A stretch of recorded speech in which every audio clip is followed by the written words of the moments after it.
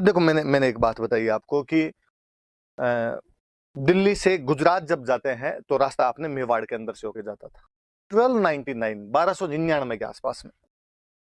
यही अलाउद्दीन खिलजी गुजरात पर अटैक करने के लिए जा रहे हैं। दिल्ली से गुजरात जाएंगे तो रास्ते में क्या आएगा? मेवाड़। और मेवाड़ के अपने राजा हुआ करते थे समर सिंह। ये जो हम रतन सिंह पढ़ रहे हैं इसके पापा समर सिंह एक राजा हुआ करता था। और अब आप किसी के घर के अंदर से निकलोगे तो उससे रास्ता तो मांगना पड़ेगा। गांव में चाचा जी के खेत से निकलते तो भी रास्ता मांगना पड़ता है। और अलाउद्दीन ने समर सिंह को कहा, समर सिंह जी मेरे को गुजरात जाना है, आपके घर के अंदर से होके जाना है, प्लीज थोड़ा रास्ता दे दो।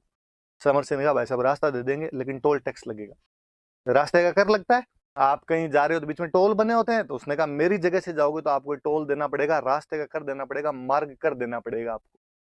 अलाउद्दीन ने कहा यार स्टाफ तो चलाओ कम से कम, आप राजा हो मैं राजा हूं, ये तो मतलब यार मैं आपको थोड़ी छेड़ रहा हूं कोई। तो उसने कहा कि नहीं ये तो आपको देना ही पड़ेगा।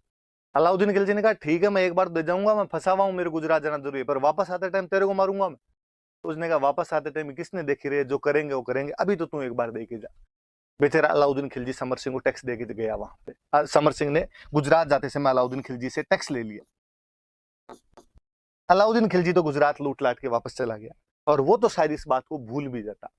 और होता क्या है जी, आपके जो आस पड़ोसी होते हैं वो कई घटनाओं को भूलने नहीं देते। अब जो अलाउद्दीन खिलजी के आसपास वाले थे वो अलाउद्दीन खिलजी को छेड़ते। दरबार लगा हुआ अलाउद्दीन खिलजी का, कोई सामने दरबारी बैठे। अलाउद्दीन खिलजी कभी कहे कि मैंने पूरा हिंदुस्तान जीत लिया है, मैं सिकंदर दूसरा सिकंदर हूँ, जैसे सिकंदर ने दुनिया जीती थी मैं दुनिया जीत लूंगा। और आगे जो बैठे हुए तो एक दूसरे की तरफ देख के आंखों आंखों में इशारे करके हंसते। अलाउद्दीन कहते क्या हो रहा है, किस बात पे हंस रहे हो? नहीं नहीं क्या मैं तो यूं ही किसी बात पे हंसी आ गई थी। नहीं नहीं बताओ क्या बात है? ना ना कोई पुरानी बात याद आई थी। कौन सी पुरानी बात?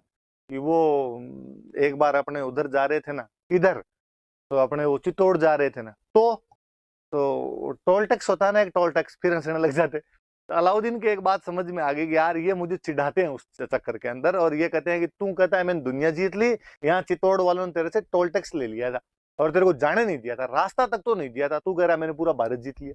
और अलाउद्दीन खिलजी ने कहा अब तो भाई इसका बदला लेना ही पड़ेगा। इसलिए अलाउद्दीन खिलजी के लिए प्रेस्टीज पॉइंट बन गया था।